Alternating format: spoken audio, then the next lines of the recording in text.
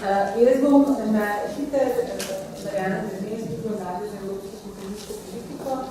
Zelo me veseli, da vas je tukaj pohvaliti, da lahko predstavljati na takšen način se lahko področje velikih specializacij, da širše mogoče ta problematika lahko razvala v razrednih finančnih perspektivi oziroma v teh, ki se zdaj že začela.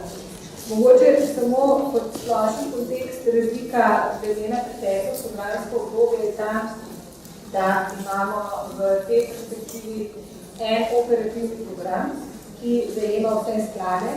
Slovenija se deli na dve kohezijski regiji, potem bom še to malo plastično pokazala.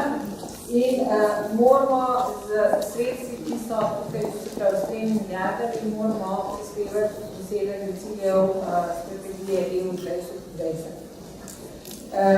V operativnem programu v tem smislu nimamo sektorskega pristopa.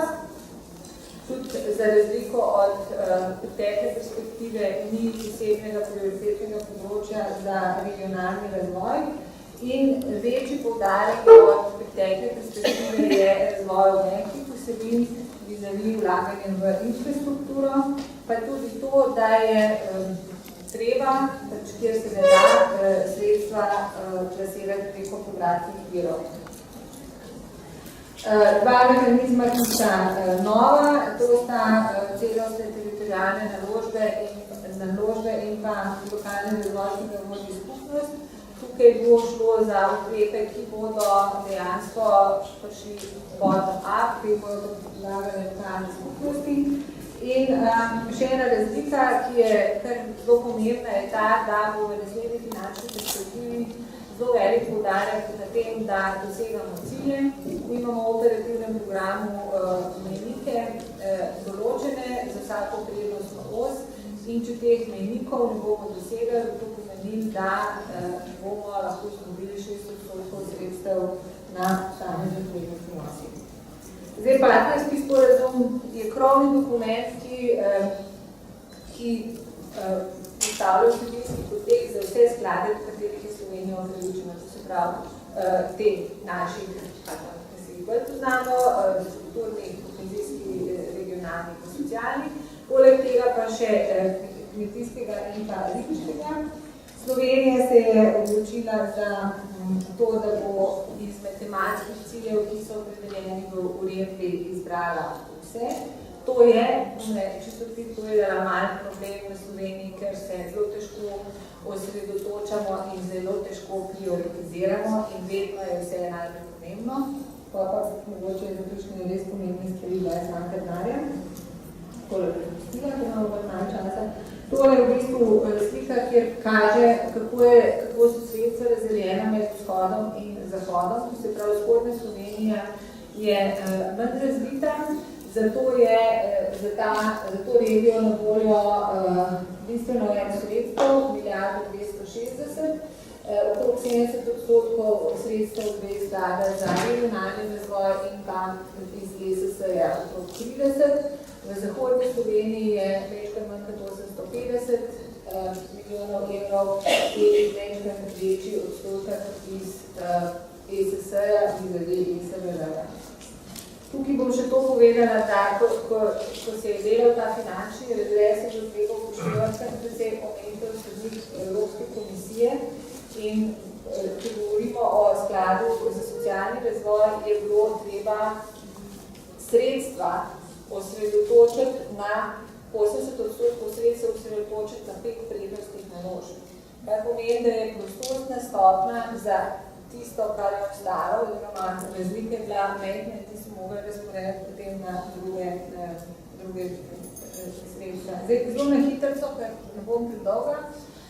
Sredstva so namenjena raziskavam in razvoju, tukaj bo ključni kontekst postavljen z dokumentom, ki je zdaj v pripravi, strategija pametne specializacije, tam bo tudi prostor za vsebine, ki so lahko posebno, pa neposebno povezane tudi s področjem, kjerim se ukvarjate. Ne bi se tudi z družbenimi inovacijami tam bolj ukvarjati, kar pomeni prostora bo veliko, tudi so pa sredstva navedena, ki je tudi drugih. IKT, tukaj ki je predvsem namenjeno za izboljševanje pokritosti na podeželju s širokopasovnimi povezavami. Potem imamo na podjetništvu tukaj, poleg tega, da je ključni poudarek doseganja ciljev v izboljševanju konkurenčnosti podjetij, bo nekaj sredstev predvidenih tudi za socialne podjetja, tako imenovanega tipa A, ki pač so lahko tudi zanimiva v tem smislu. Bo pa tukaj znano, koliko sredstev, kako se bodo plasirala potem, ko bo narejena tako imenovana gap analiza vrzeli, ki bo pokazala, kje v Sloveniji lahko sredstva plasiramo preko povratnih oziroma povratnih v smislu finančnih inštrumentov in kaj je za povratnih. Tako da tudi bo prišlo do neke spremembe. Potem je pomembno področje trajnostna raba energije, učinkovita raba sanacije stavb. Tukaj so tudi možnosti v povezavi s tem področjem, ki ga vi tukaj podrobno obravnavate. In ravno, kar smo se še enega pogovarjali, da pa če treba začeti v bistvu povezovati tako področje sociale, kot področje okolja, da pravzaprav začnemo presegati te meje, da začnemo govoriti o trajnostnem razvoju kot takem. Tole mogoče ni tako relevantno za vas. Potem bom pa neskrat prišla na zaposlovanje. Tukaj bo gro denarja namenjeno spodbuda na aktivno politiko zaposlovanja. Veliko sredstev bo pa namenjenih tudi zaposlovanju mladih, ker tukaj vemo, da imamo problem in posebej en del, se pravi pobuda za mlade, je pa tudi en določen delež sredstev, ki je namenjeno samo za zaposlovanje mladih v vzhodni Sloveniji. Zdaj, z mojo naslednjo sogovorko, so se dogovorili, da bom jaz stari spustila, ker se bomo preveč ponavljali. Tako da potem bo gospa predstavila to, kaj je prav na področju deinstitucionalizacije v operativnem programu. Področje, ki ga še pokrivamo, je tudi znanje in tukaj bodo sredstva namenjena predvsem vseživljenjskemu učenju in pa izboljšanju odzivnosti sistemov izobraževanja, nekaj malega predlaganja v infrastrukturo izobraževanja, potem je pravna država, kjer bo tudi del denarja namenjen krepitvi nevladnega sektorja, kot je bilo v preteklosti, s tem, da pač je treba opozoriti, da je v celoti Slovenija dobila v tej perspektivi milijardo evrov manj denarja in da pač je treba seveda posod te stvari krčiti. Tole je mogoče ni tako relevantno. Jaz bo zdaj, ker so me prosili, malo več povedala, oziroma se bo potrebila tudi izvajanja, zelo hitro. Zdaj, uredba o izvajanju evropske kohezijske politike je bila sprejeta pred kratkim, ne prišlo vprašati dodatno, ne vem. Zdaj se zelo intenzivno pripravlja tako imenovani izvedbeni načrt. To je v bistvu neka podlaga, ki bo za eno oziroma za 2 leti naprej predvidela, v katere vsebine se bodo zdaj sredstva usmerjala na podlagi predlogov resornih ministrstev.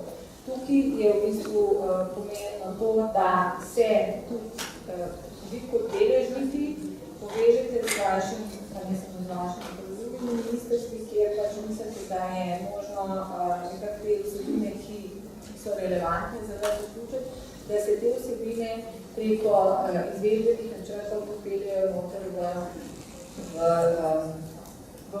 vsebino in potem seveda v izvajanje. Konkretno, zdaj, kdo je pravi sogovornik in da tukaj včasih malo težave. Naša služba kot organ upravljanja je tista, ki pravzaprav skrbi ali pa je skrbnica tega, da bomo dosegali cilje operativnega programa.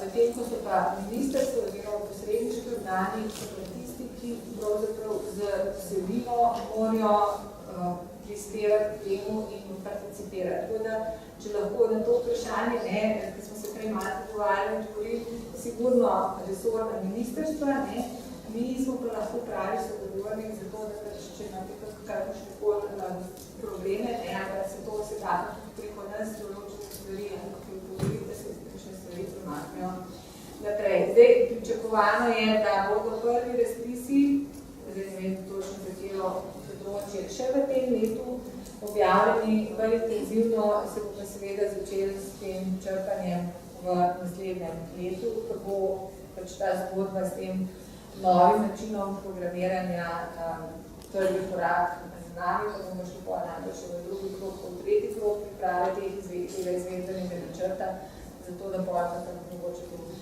naslednjega leta do sredine bomo pa res stvari se tekle.